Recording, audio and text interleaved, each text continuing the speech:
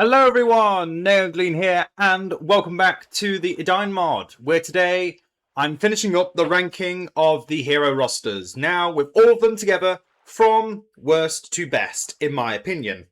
Which is the main thing about this, is in my opinion. If you feel like any of these that I've ranked in a certain way are different to your own opinions, by all means, let me know. Tell me where you think you would put them, because I'm always interested to see other people's opinions, especially from PvP players, because obviously that's an entirely new, different perspective. And another thing to note is that I am splitting them into 3 tiers.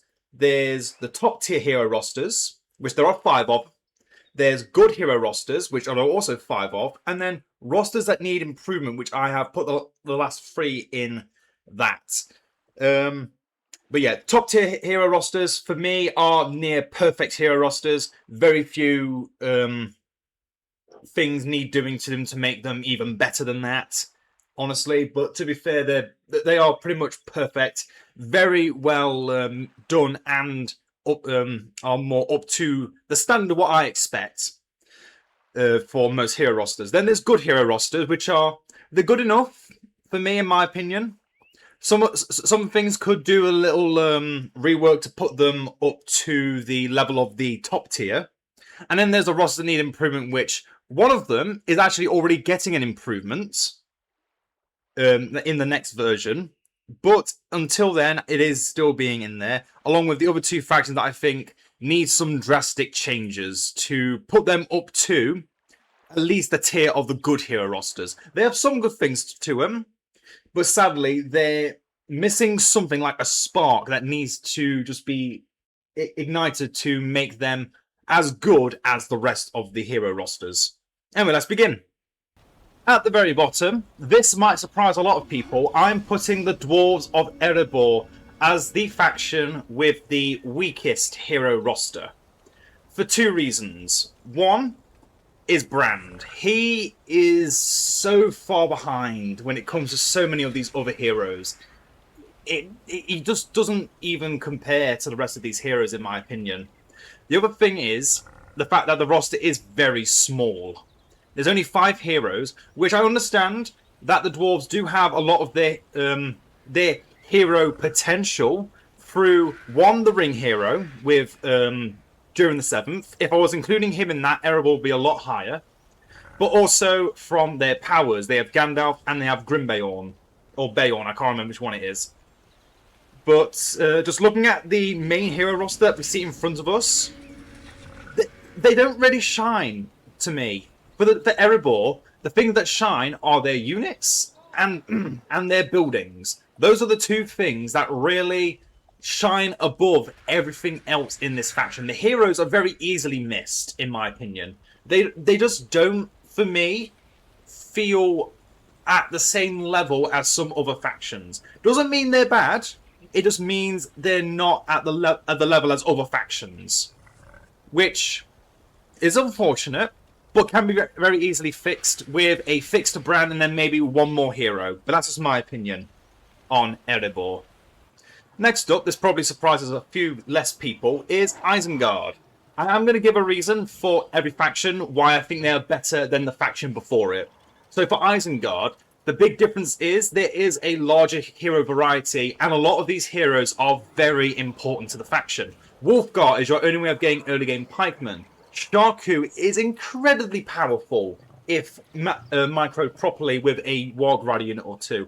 But then there's a few misses, like Bill Fernie, who just needs a complete rework, in my opinion. Lurtz, who just needs to be able to deal more damage and maybe have his price brought up a bit more, just so, you know, he feels a bit more impactful.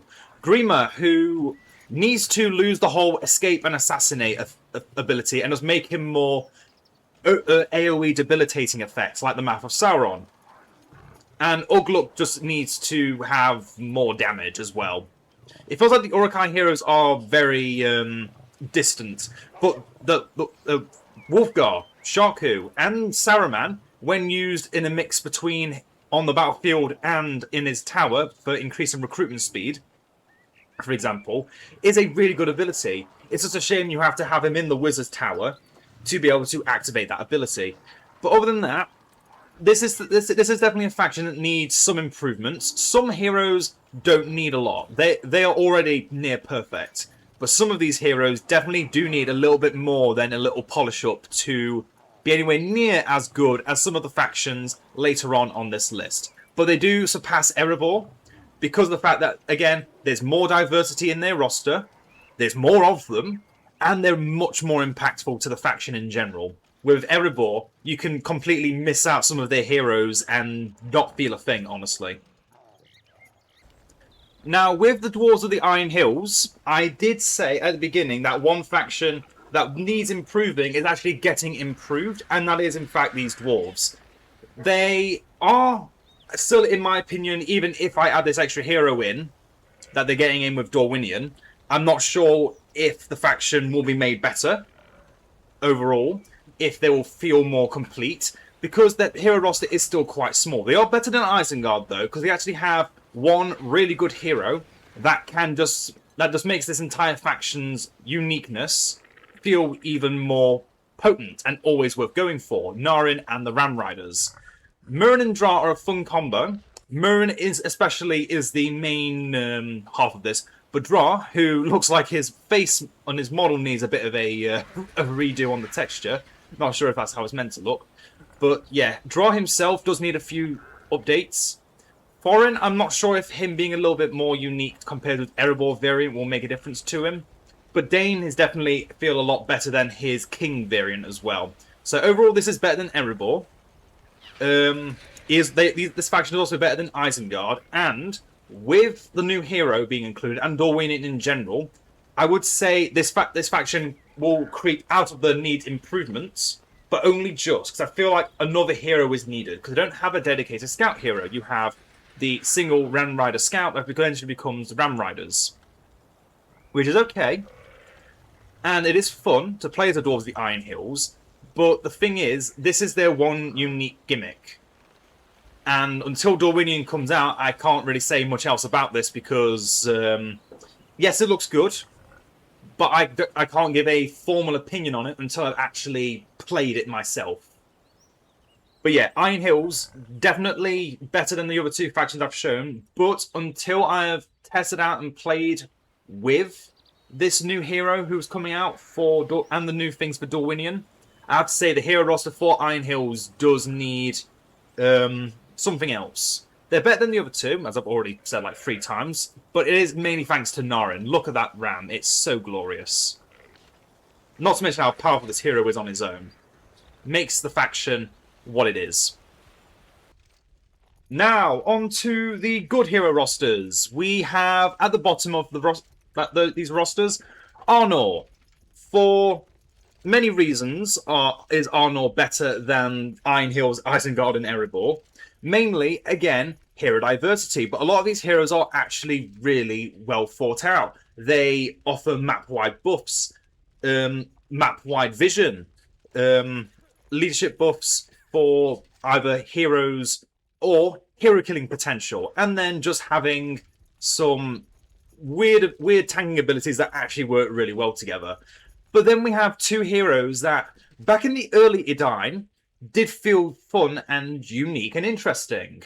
But now, they're kind of just the same in both this faction and the faction they make sense in Imladris. We have Edain and Glorfindel. Glorfindel is a near-perfect hero. I can't disrespect him in any way. The thing I can disrespect is the outpost he has to come from, which only makes one other unit, which is, in my opinion, a bad unit. And then we have Edain, who is a hero that needs a little bit of a polish up. Maybe specifically for Arnor, give him a little polish up. And also do something with the Linden Guardians. That unit does need something as well to make them feel a bit more complete. But this is about the heroes. And then we have Gandalf, who the only version of Gandalf who can't become Gandalf the White, if we're excluding the summon from the dwarves. The actual hero summon the hero recruit Gandalf, you can make him Gandalf the White in both Gondor and Belfalas, which makes sense because in that time he does become Gandalf the White. I understand him not becoming Gandalf the White with Arnor. The only thing is, he's exactly the same in Arnor, Gondor, and Belfalas. I understand if, like, mechanically or script-wise, you can't change Gandalf at all with Arnor and Belfalas, but well, compared to Arnor, Gondor, and Belfalas. But making him maybe a bit more unique to Arnor would be nice, because we already have a Mass Slayer in Glorfindel if you use his Starlight ability well. Aranarth in his Archer form can do some really good killing in mass slaying. And then you've got some other things. But yeah, Arnor is good. It just feels like they have the potential to be better if they just get polished up a bit, and mainly on the elf heroes in some way or another. Maybe make them a bit less feel like Imladris heroes and more like Arnor heroes. I'm sure they'll think of something at some point in the future. Speaking of Gondor sub-factions, we next have Belfalas. What makes Belfalas better than Arnor, in my opinion, is not only because Gandalf can become Gandalf the White, but also because the hero roster is a lot more fleshed out and has more uniqueness to it. There's obviously, like, Boromir is the only hero that actually comes just from Gondor that's not also in Arnor. So, for example, Gandalf not including. But that's because he's also the second ring hero, which, to be fair, if the Edain team wanted, they could take out Boromir, put in someone else, and make, like, Imrahil the ring hero. I don't know why they would want to do that. That's just something that came up in my head as I was talking. But another reason why both these factions, both Belfalas and Arnor, are slightly lower than, say, the next two factions, lower than the two factions I'm about to mention, is because they are limited to the number of locations they can be on. You can only play them on Arnor or Belfalas maps. Otherwise, you've got the Gondor roster, and we won't be talking about them for a little while because there's a reason they're near the top. But the Belfalas roster is a very good roster.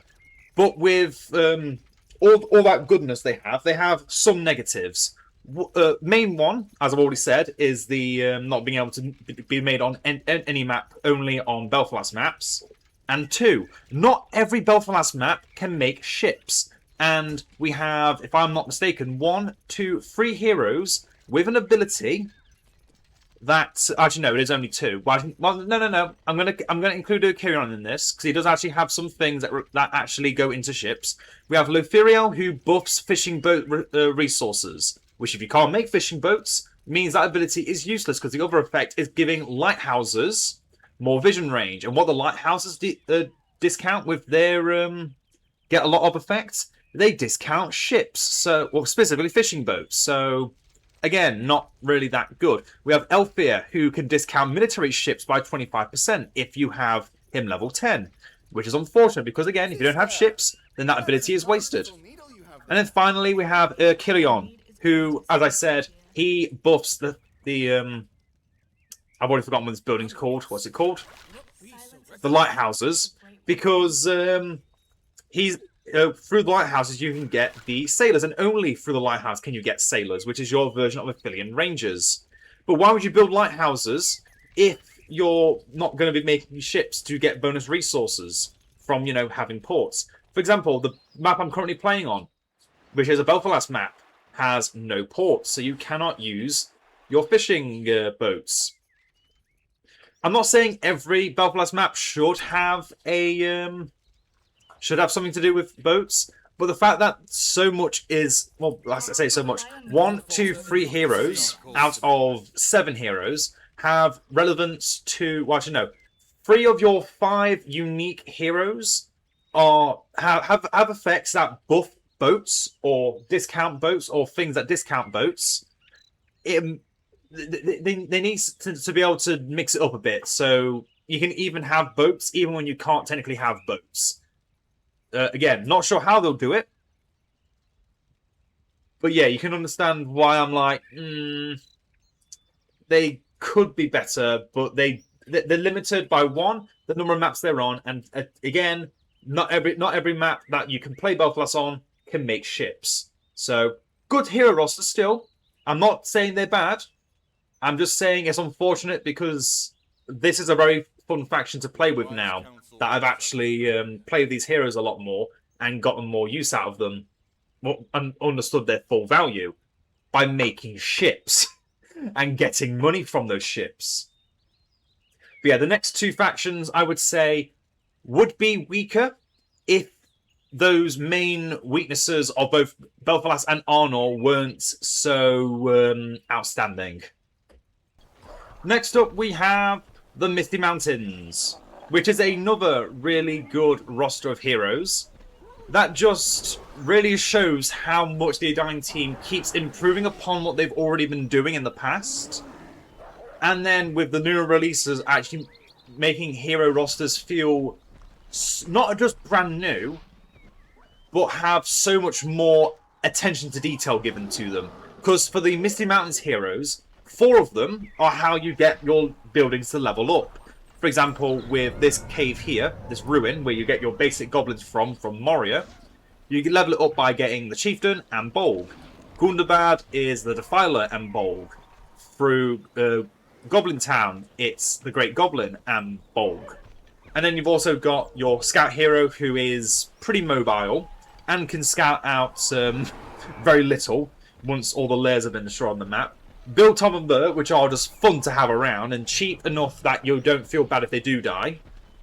Though they don't normally do, depending on how you use them. And then you've just got Smaug to destroy your own buildings for when you've got way too much money, which can happen very easily with the Misty Mountains. But also is just an incredible mass-slaying tool all to himself. Again, what sets them above Belfalas and Arnor, and the other factions before it, is the fact that there's so much diversity and importance to every single hero.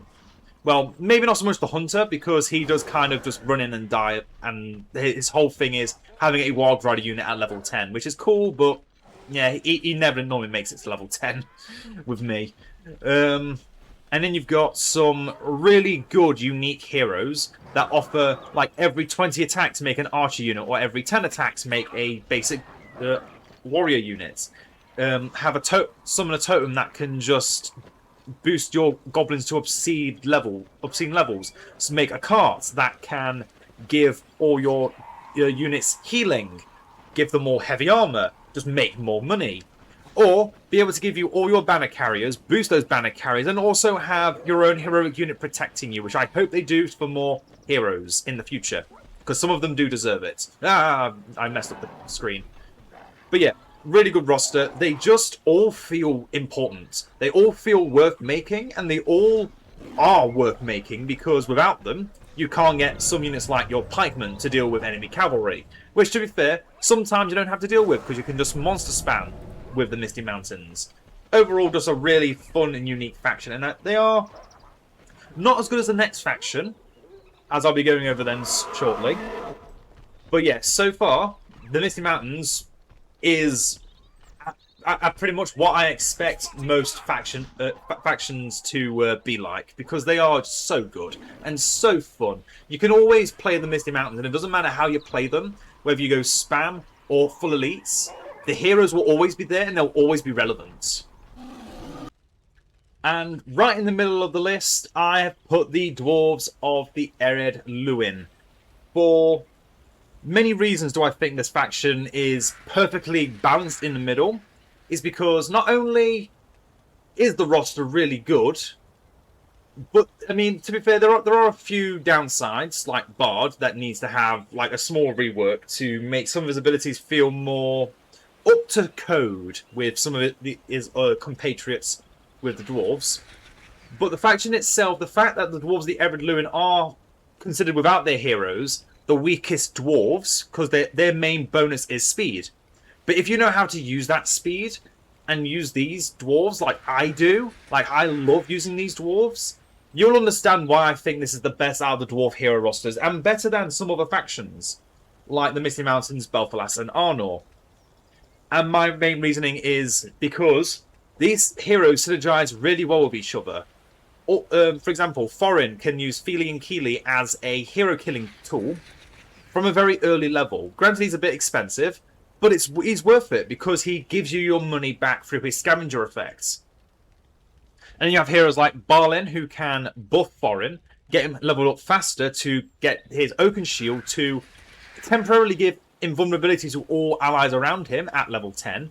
And then other heroes like Dwalin, who can just keep the enemy held back and stalling them. And of course, Bofur, my best boy, my favourite of all these dwarves, because he just has so much going for him. I hate how much that mouse does keep moving around. I will admit, as much as I love Bilbo, I can understand why some people may not like him as a scout hero, because he doesn't really have any scouting tools other than moving a little bit faster for a small amount of time. And being able to camouflage, which I still hate that ability to this day. I think I don't know how they can make that change that to make this ability feel like good. But yeah, the Elven Cloak camouflage ability, I've always hated it because it doesn't protect you.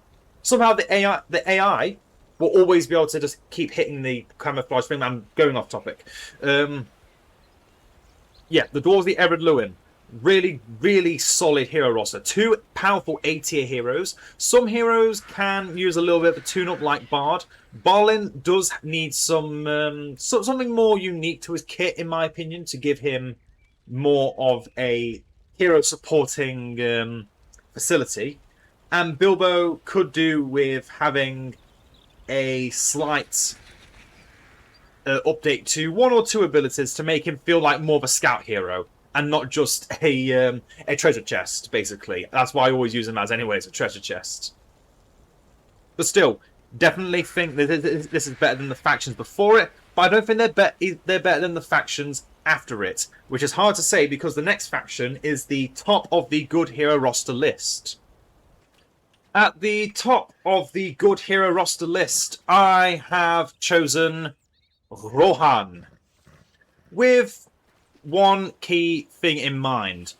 Eowyn is a hero that has got to have a change. Having 2 abilities that mount and dismount with 1 change to like her appearance is not a valid reason to keep it like that. I do think the Edain team need to address Eowyn in some way or another. Once they do that, this roster can very easily be top tier along with the last 5, in my opinion. They've got some really powerful heroes in Theoden, one of the best heroes in the game, one of the best faction leaders in the game.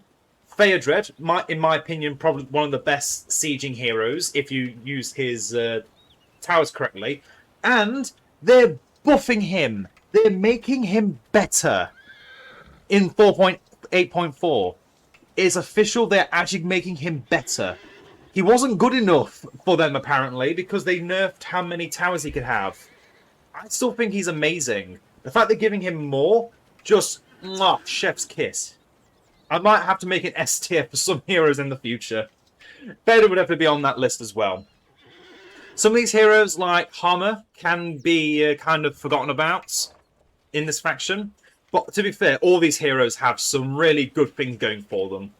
And the fact that they are just so in sync with one another. They almost, all of them can ride on a mount, including Harmy, just not on a mount at the start. I just didn't put him on his horse.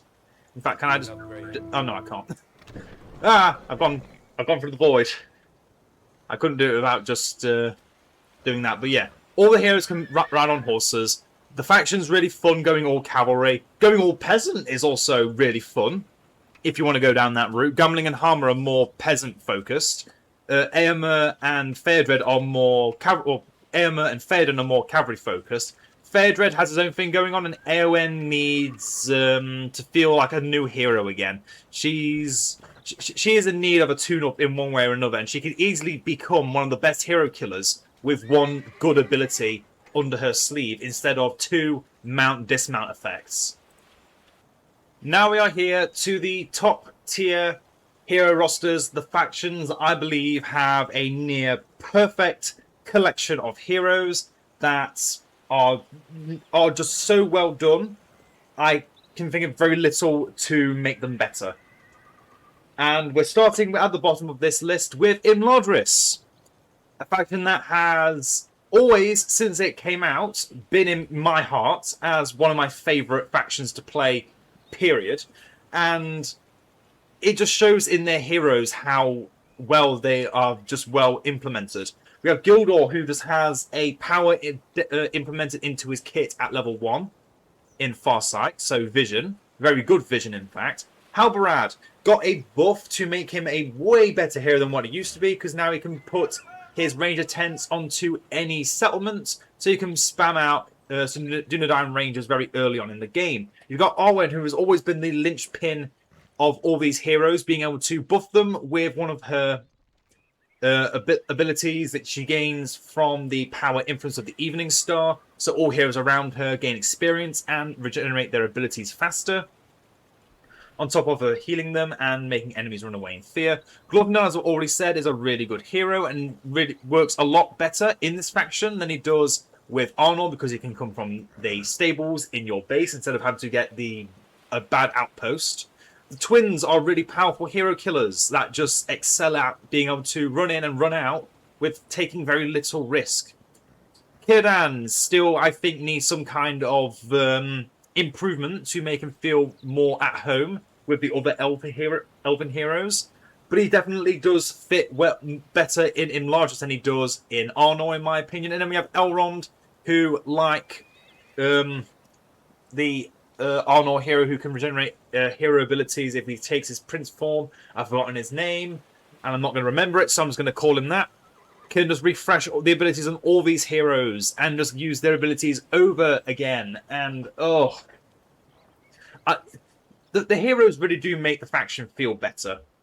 They're not often used as a full unit. For example, Elrond, you might not get him because you might prefer to go for full elite elven units first, fully upgraded, and then you might just accidentally win the game, like how I do 90% of the times in my games have been Ladris, which is why they're not the top hero roster. On top of the fact that the other 4 hero rosters, in my opinion, have some of the best synergies with their factions and with each other in the game. And I have to say, these 4 factions are, for me, are literally near perfect hero rosters.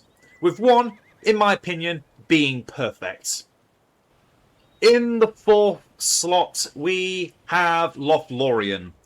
Now, if someone was to tell me that this choice is biased, because I love Lothlorien, they're my favourite faction, will probably always be my favourite faction in Edain from now on, I would not argue with them much, because although I do love this faction, and some of these heroes, for example, Rumen and Orothin, could do with a change to feel more in line with the faction in general, these 2 heroes alone make this faction, in my opinion, will always be one of the best factions. Celeborn is by far the best hero slayer in the game. I don't think anyone can argue that with me. In just raw damage and versatility in his damage, he cannot be competed. Granted, he would get one shot against some some hero slayers, like, for example, Thorin Stonehelm. But against anyone else, he could just take on 5 heroes at once and would not feel a thing, because he is that difficult to take down.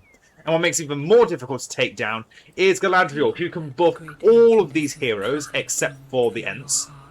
But all these heroes get different buffs from her, and then through her abilities, she can give them other various buffs or effects, such as fully healing them, resetting their abilities. As I've said already, it's a really powerful effect. Knock down enemies and make them deal no damage. Heal allies, make them resistant to all kinds of nonsense. And on top of the effects that they give, bonus armor and defense, bonus damage on abilities, bonus attacks, bonus damage for other Beornings, more hero killing tools, faster or more powerful paralyzing effect, and more armor for heroes that really just need something to make them better. But yeah, this faction is amazing. Everything about them is amazing. The heroes stand out just enough that you will always want to make them. But the main thing about Lothlorien will always just be the fact that their archers are the best in the game, with the best archer upgrade in the game. And some of the things that they can do, like, again, Galadriel, she just makes the entire faction better.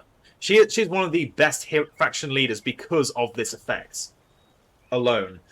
But there are 3 factions that beat my favourite faction for their hero rosters, and it was difficult putting them above my favourite faction, but I had to do it for fairness and for the fact that their hero rosters are just downright insane.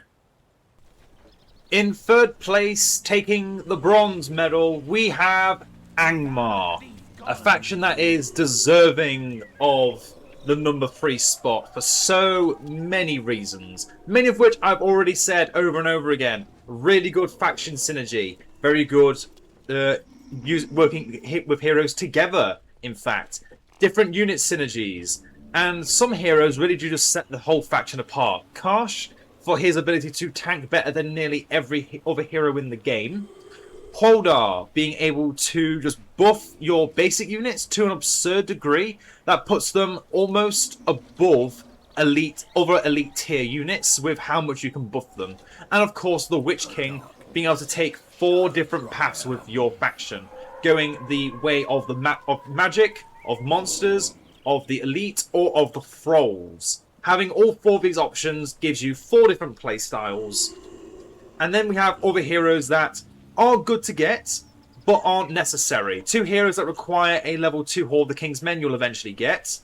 A Temple of Twilight, which is where you get your wizards from, unless you are a strategist who knows how to use them very well.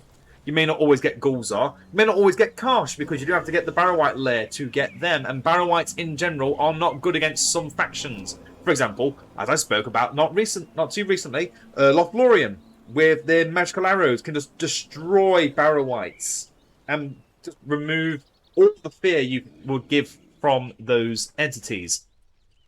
And then we have other heroes that require an insane amount of work to be able to get all of them. Like Helagwyn and Zafragor, you have to choose between one of 2 outpost types. You choose to improve your Men of Karn-Dûm and get a much more powerful late game, or get a more effective early buff with power time reductions, but also making your wizards better. Again, that is a strategy thing, so not everyone's going to go for it.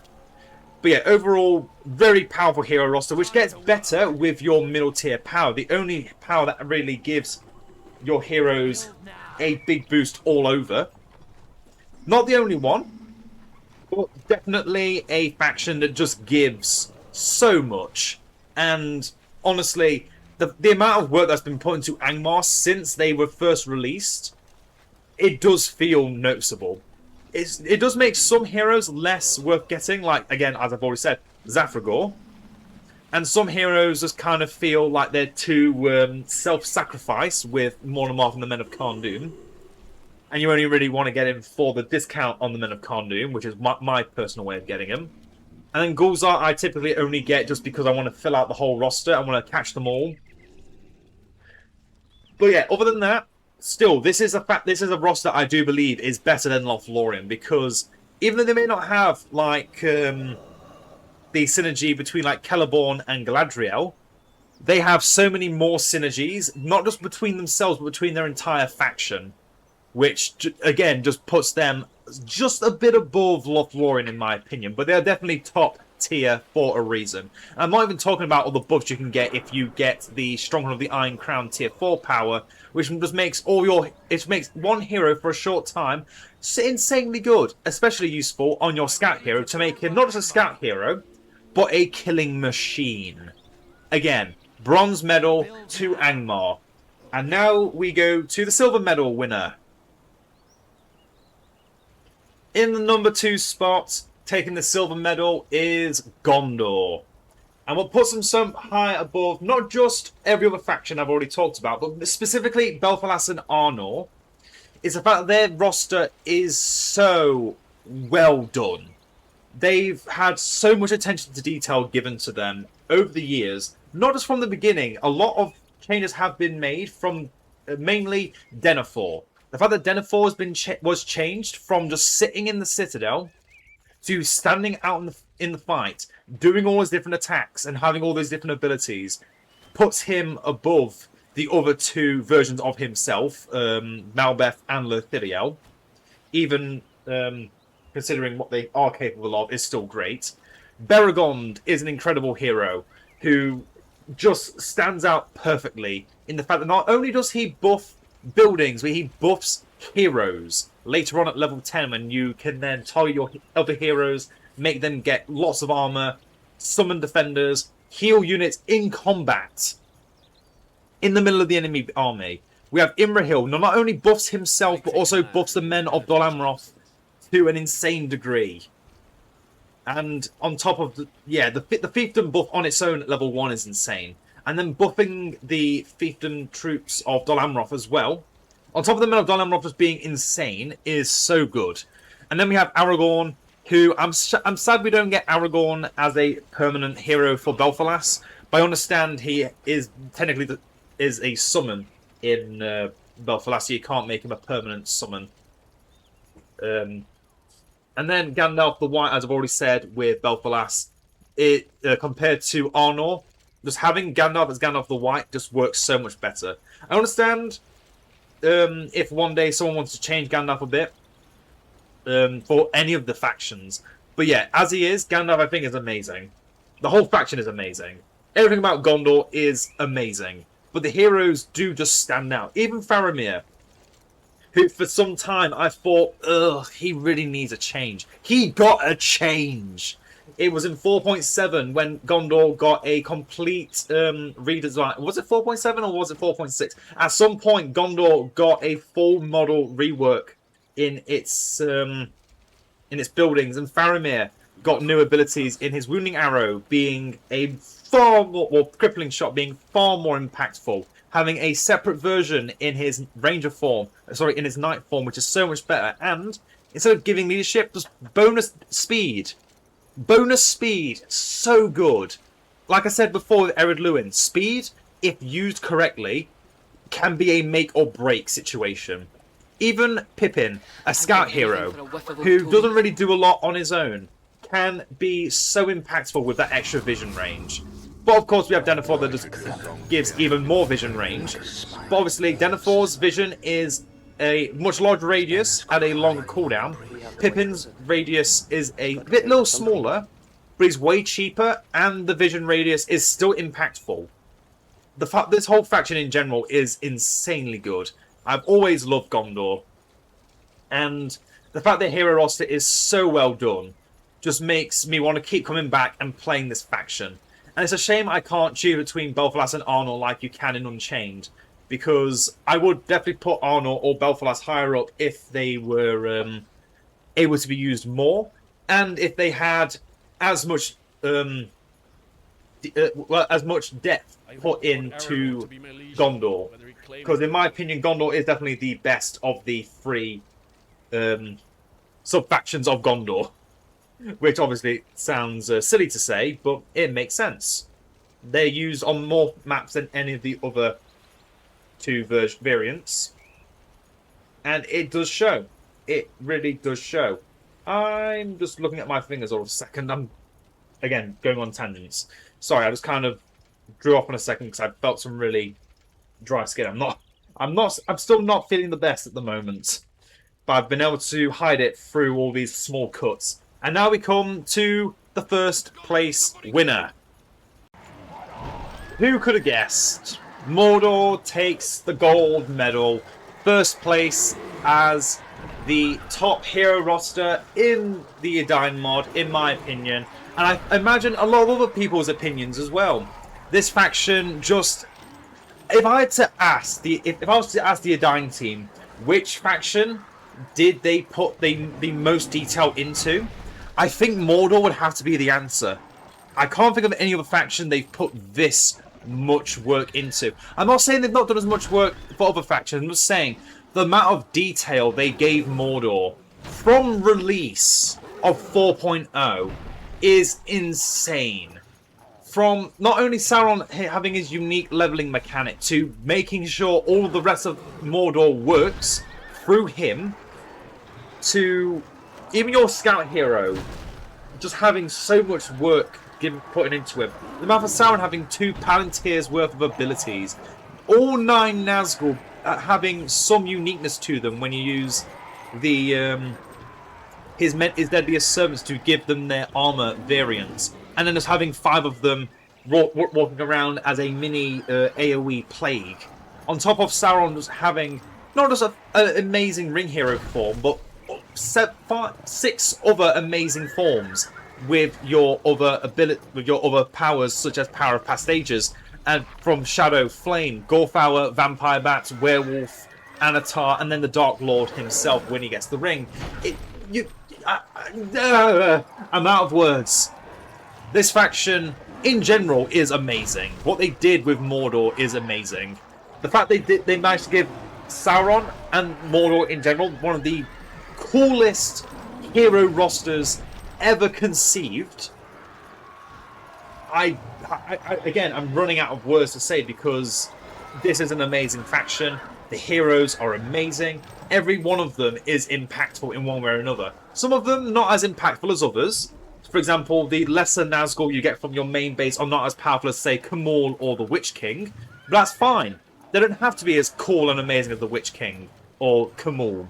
Because they've got their own little mechanics that make them impactful, like a pseudo-tanking or pseudo-kill-everything ability. There's so much I could say, and so much I could just constantly just say, oh yes, Mordor's amazing, Mordor's amazing, Mordor's amazing. I've done it enough now. Yeah. I'm sorry that this took so long to come out. For anyone that was wondering why it took so long, if you didn't read the post I put up about a week ago now, I wasn't feeling very good. It was very difficult for me to speak. I've actually still got a very bad cough. That comes and goes. I've been, as I said a little minute ago, I've been able to hide it through just cutting the video up into little segments, going over every single faction, which is why I've not been making like skirmishes or anything. Because if I did, I'd have to be cutting it like every 5 minutes. Because again, I will just have coughing fits. But if I feel better before the end of the year, I want to do one end of the year video, just summarising how this year's been and what the plan is for next year. But if I am feeling better in the next few days after the holidays have been, and then before New Year's, I will try and get like 1 or 2 skirmish videos made. I'll probably still make some more shorts if I can think of any other ideas until then. But yeah, this year's been really good overall, just as a quick say. And yeah, more will be coming. And I hope you all learned something from this video. Mordor's amazing for a reason. And I will see you all in the next one, hopefully before the new year. Hope you all have a good holiday for anyone that does celebrate these holidays. And I will see you all very shortly in the future. See ya.